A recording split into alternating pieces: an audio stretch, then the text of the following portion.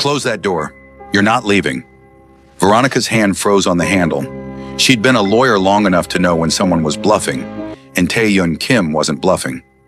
He stood between her and the exit of his office, hands loose at his sides, expensive black suit tailored so perfectly it looked like a second skin. The flame tattoo on the left side of his neck caught the light from the city below, red and orange ink that seemed to flicker against his skin.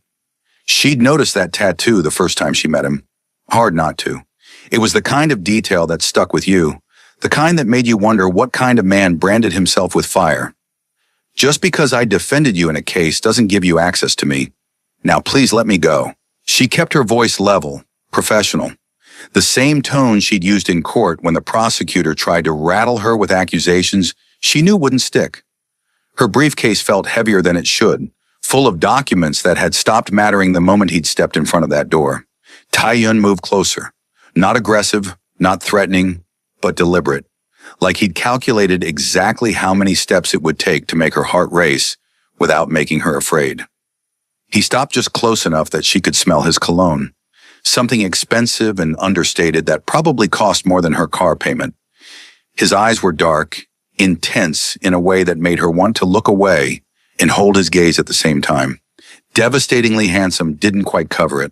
Sharp jawline, perfect bone structure, black hair styled back but not slicked, like he'd run his hands through it once and it had fallen exactly right.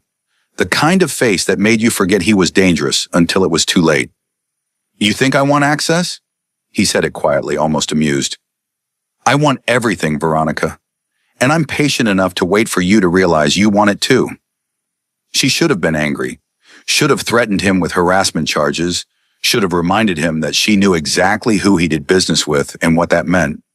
Instead, she stood there with her pulse hammering in her throat, hating how aware she was of the space between them. He stepped back, not far, just enough to let her breathe. The door was clear now. Go, he said. But we both know you'll come back. Veronica didn't respond. She walked out with her head high and her hands steady, made it all the way to the elevator before her fingers started trembling.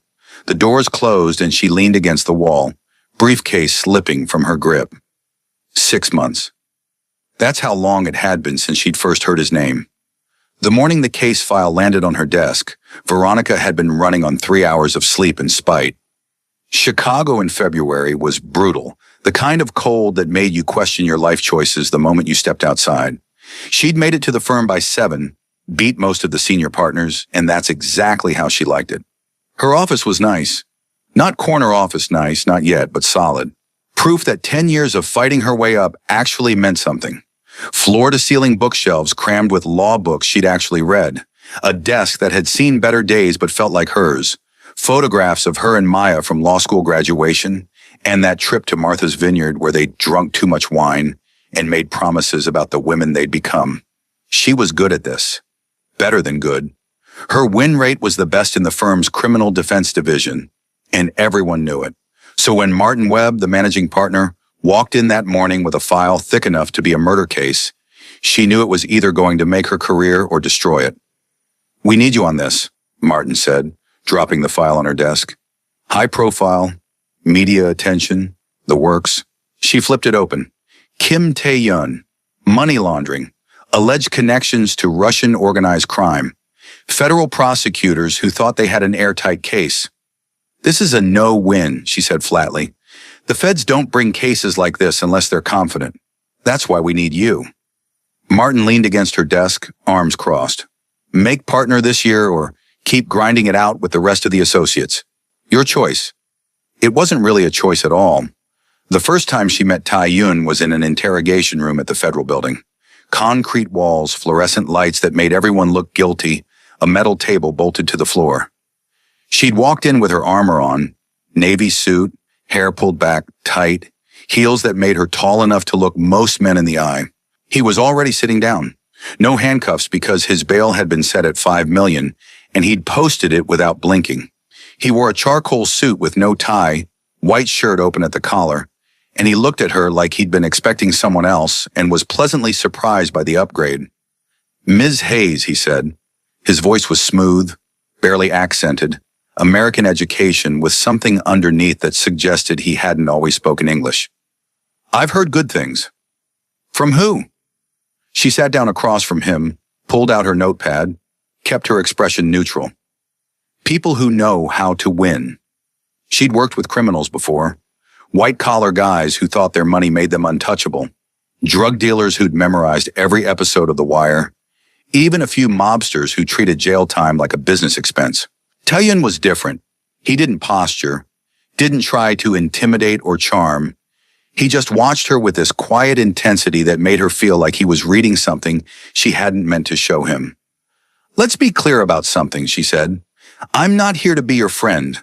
I'm here to keep you out of prison. If you lie to me, if you hold back information, if you make my job harder than it needs to be, I'm gone. Understood?" He smiled. It changed his whole face, made him look younger, less dangerous, perfectly clear. They spent 3 hours going over the case. The feds had financial records showing money moving through his businesses in patterns that looked suspicious as hell. Shell companies, offshore accounts, transactions that lined up too neatly with known Russian Bratva operations. On paper, it looked damning. But Veronica had learned a long time ago that what looked true and what was true were two different things. "Did you launder money for the Russian mob?" she asked him directly. "No." "Do you do business with them?" "I do business with a lot of people." That's not an answer. He leaned back in his chair studying her. "I own nightclubs, restaurants, real estate. People come through my doors. Some of them are criminals. Some of them are cops. Some of them are priests. Should I run background checks on everyone who wants a table? If you knew they were using your businesses to clean dirty money, yes. But I didn't know."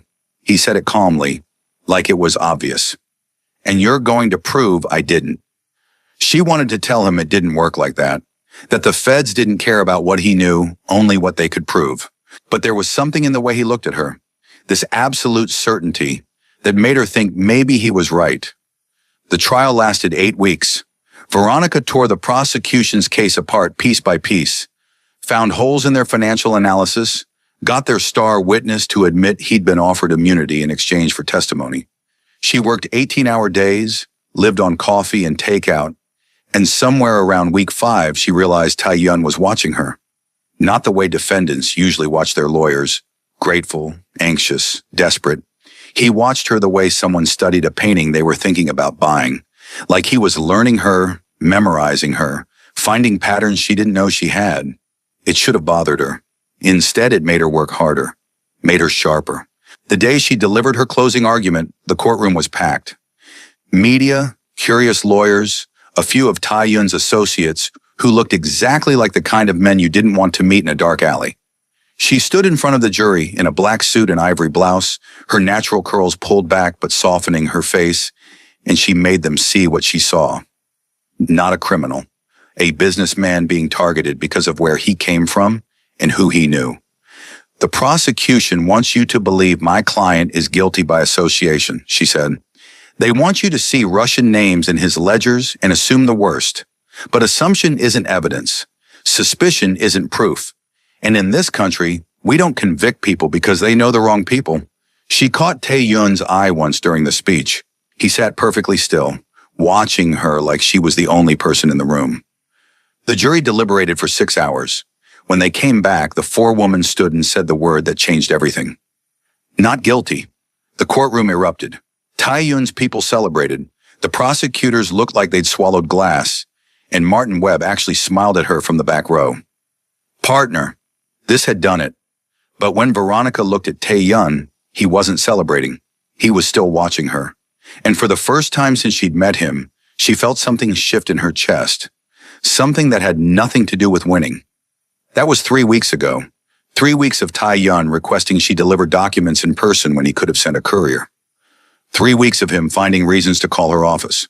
3 weeks of her trying to convince herself this was normal client behavior and failing. Tonight, he'd asked her to bring the final case files to his office. Just a formality, he'd said. Closure. She should have known better. Now she stood in the elevator of his building, watching the numbers climb, trying to slow her heart rate. The building was in River North, The kind of place where the lobby had actual art instead of prints, where the security guards wore suits instead of uniforms. His office took up half of the top floor. When the doors opened, she stepped into a space that somehow managed to be both elegant and understated. Dark wood, modern furniture, art on the walls that looked real because it probably was, and windows. Not the dramatic floor-to-ceiling kind, just large windows that showed the city spreading out below. Lights beginning to flicker on as evening settled in. Tae-yun stood near his desk, jacket off, sleeves rolled up to reveal forearms that suggested he didn't spend all his time behind a desk. The flame tattoo was visible above his collar, and she found herself staring at it before she caught herself. "Final documents," she said, holding up the briefcase. "Everything you need for your records. Thank you." He didn't move to take them, just stood there, looking at her in that way he had, like he could see past the suit and the professional mask to something she kept hidden. She set the briefcase on his desk. "If that's all, it's not." Her stomach tightened. "Mr. Kim." "Tae-yun," he corrected. "You've seen me in handcuffs. I think we're past formalities." She forced herself to stay calm. "What else do you need?" "Dinner." "Excuse me? Have dinner with me."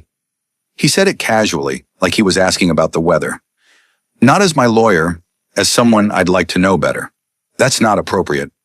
"Why not? The case is over. You won." "I'm a free man. Two people having dinner isn't a crime." She should have said no and left. Should have reminded him that she had ethics to think about, a reputation to protect.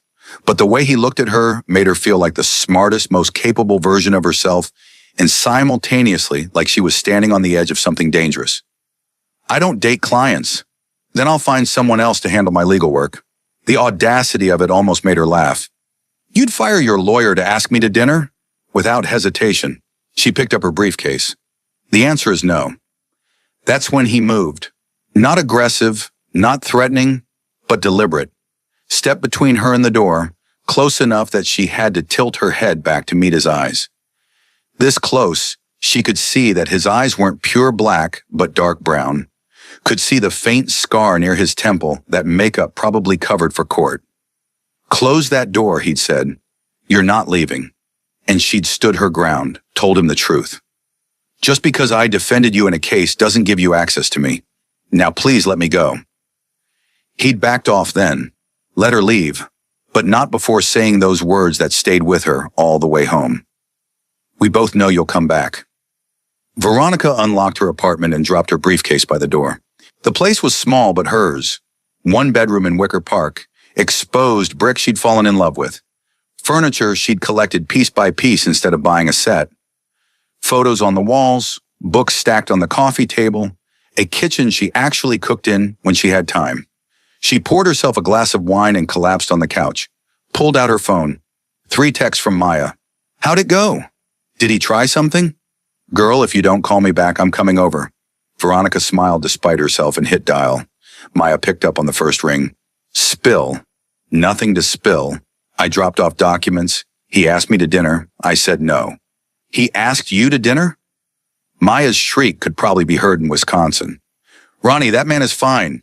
Like, stupid fine. Korean Mafia boss fine. Why would you say no? Because he's a Korean Mafia boss?" "Alleged. You proved he's not actually..." "Maya." Okay. But seriously, when was the last time you went on a date? And I mean a real date, not drinks with those boring lawyers you keep trying to convince yourself you like." Veronica took a long sip of wine. "I like boring. Boring is safe. Boring is why you're single at 34. 33. For 3 more months." Maya's voice softened. "Look, I'm not saying marry the man. I'm just saying maybe you deserve someone who looks at you the way I saw him looking at you in that courtroom." "You were at the trial?" "For the verdict, yeah. Sung invited me." Veronica sat up straight. "Who the hell is Sung?" "This guy I met at that gallery opening last week. Kim Sung. He's gorgeous, smart, runs some kind of investment firm. We've been texting." Something cold settled in Veronica's stomach. Kim Sung. What does he look like? Tall, really well-dressed, has this smile that's just... Maya paused. "Why?" "No reason." Veronica's mind was already racing. Kim wasn't exactly an uncommon Korean surname, but the timing felt too convenient. How did you meet? He came up to me at the gallery, said he'd been watching me look at the art and wanted to know what I thought. It was actually really sweet. Veronica wanted to tell her friend to run, wanted to explain that nothing involving Taeyeon's world was coincidence. But Maya sounded happy, lighter than she'd been in months, and Veronica couldn't bring herself to ruin it based on suspicion. Just be careful, she said instead. Always am. Now back to you and Mr. Tall, Dark, and Tattooed.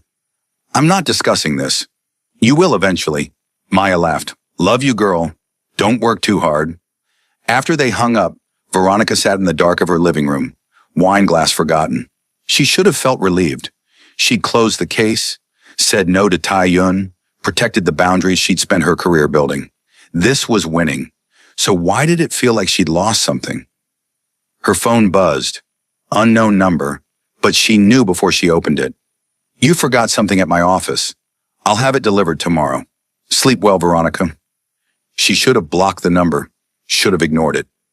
Instead, she read it 3 more times before setting the phone down, her heart beating just a little too fast.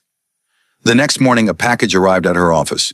Inside was a leather portfolio, expensive, beautiful, with her initials embossed in gold. A note tucked inside in handwriting that looked like it belonged in another century. Every warrior needs the right armor. Demarcha. Veronica ran her fingers over the smooth leather, hating how much she loved it. Hating even more that she knew exactly which briefcase it would replace. Martin stopped by her office around noon. Partner meeting next week. They'll make it official. You earned this. She thanked him, accepted his congratulations, and tried to focus on what this meant. 10 years of work, finally paying off. Everything she'd wanted. But when she got home that night, she found herself looking at the portfolio again, wondering what kind of man paid attention to the fact that her briefcase was falling apart, wondering what it meant that he'd noticed something so small. Her phone rang. Maya. Okay, so don't be mad. That's never a good start. Shung invited me to dinner tomorrow night at this Korean restaurant downtown, and he's bringing his boss. Veronica closed her eyes. Of course he is. I said no at first, but Ronnie, he's so sweet, and I really like him. And it's just dinner. Public place. You could come. Absolutely not. Please. Maya's voice turned pleading. I need backup. And honestly, you need to eat something that's not takeout. When's the last time you had a real meal? Veronica wanted to say no, wanted to keep the distance she'd fought so hard to establish. But Maya was her person, had been since they were 22, and stupid, and thought they could change the world. And if Shung was who she thought he was, Maya needed someone watching her back. Fine, but I'm leaving the second it gets weird. Maya squealed. You're the best. I'll text you the details. And Ronnie? Wear something nice, something that's not a work suit. I'm hanging up now. She did. Then she stood in her closet for 20 minutes, hating herself for carrying what she wore to a dinner she didn't want to attend for a man she was trying to forget. She settled on a black dress. Simple, elegant, hit just above the knee. Nothing too dramatic, nothing that said she was trying too hard. Her natural curls loose around her shoulders because she was tired of pulling them back. Heels because they made her feel powerful. When she looked in the mirror, she saw someone who looked confident, beautiful, in control. She just hoped it was enough armor for whatever tomorrow night would bring. The restaurant was exactly the kind of place Taeyeon would choose. Upscale without being showy, tucked into a quieter street in West Loop, the kind of spot locals knew about but tourists never found. Veronica arrived 5 minutes late on purpose, found Maya already inside at a table with Shung. He stood when he saw them, tall like Maya said, well-dressed in a way that suggested he knew exactly what looked good on him. Handsome, but in a softer way than Taeyeon. Approachable, kind eyes. Veronica, Shung said, extending his hand. I've heard wonderful things. Thank you for coming. His grip was firm but not aggressive. She studied him, looking for the angle, the manipulation. Found nothing but genuine warmth. Then Taeyeon walked in. He wore dark slacks and a black button-down, sleeves rolled to his elbows, that flame tattoo visible against his neck. Every woman in the restaurant noticed. Veronica hated that she noticed them noticing. He smiled when he saw her. Not the polite smile he'd given the jury. Something real, something that reached his eyes and made her stomach flip. Veronica. You came. Maya invited me. Still. He pulled out her chair before she could do it herself. I'm glad. The dinner should have been awkward. Instead, it was easy. Shung and Maya had the kind of chemistry that made everyone around them smile. He remembered she didn't eat cilantro. She laughed at his terrible jokes. They finished each other's sentences like they'd known each other for years instead of weeks. And Tae-yeon talked to Veronica like they were old friends. Asked about her work, her thoughts on the city, what she read, what she believed in. Not small talk. Real questions that made her think. She found herself answering honestly. Talking about growing up in Atlanta, about her grandmother who'd raised her and taught her that being smart wasn't enough. You had to be undeniable. About law school, about choosing criminal defense because someone had to make sure the system actually worked the way it promised. You believe in justice, Tae-yeon said. Real justice, not just the legal kind. Don't you? I believe in power. He said it matter-of-factly, no apology. Justice is what people with power decide it is. That's cynical. It's realistic. He poured her more wine, the gesture casual but attentive. But I admire that you still believe. It's rare. She should have been offended. Instead, she felt seen in a way that made her uncomfortable and drawn in at the same time. When Maya and Shung left to check out a jazz club down the street, Veronica knew she should go too. Make an excuse. Call it a night. Maintain the boundaries. But she didn't. She stayed at the table with Tae-yeon, and when he asked if she wanted to walk for a bit, she said yes. The night air was cool, early spring starting to edge out winter. They walked without a destination, just moving through streets she knew, but that felt different with him beside her. You orchestrated this, she said finally. Maya and Shung. Shung makes his own choices. If he sees something worthwhile in your friend, that's his business. How convenient. Tae-yeon stopped walking, turned to face her. I won't lie to you, Veronica. I knew Shung would like Maya. I knew bringing them together might give me more time with you. Is that manipulation?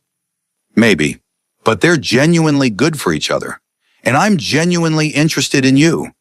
Both things can be true. You're impossible. I'm honest. He stepped closer, and she didn't step back. I've done terrible things. I won't pretend otherwise. But what I feel for you, that's the first pure thing I've had in years. Let me prove I can be what you need. She should have walked away. Should have told him this could never work. Should have protected herself the way she'd learned to after too many failed relationships with men who wanted her until they actually had her. But standing there with the city lights reflecting in his dark eyes, the flame tattoo a brand of everything he was, she felt something crack open in her chest. I can't, she whispered. Can't or won't. Both. Neither. I don't know. He touched her face, just his fingertips against her cheek, and she shivered. Take your time, he said. I'm not going anywhere. She walked away that night, but she looked back once. He was still standing there, watching her go. And for the first time in 6 months, Veronica wondered if maybe running wasn't the same as winning after all.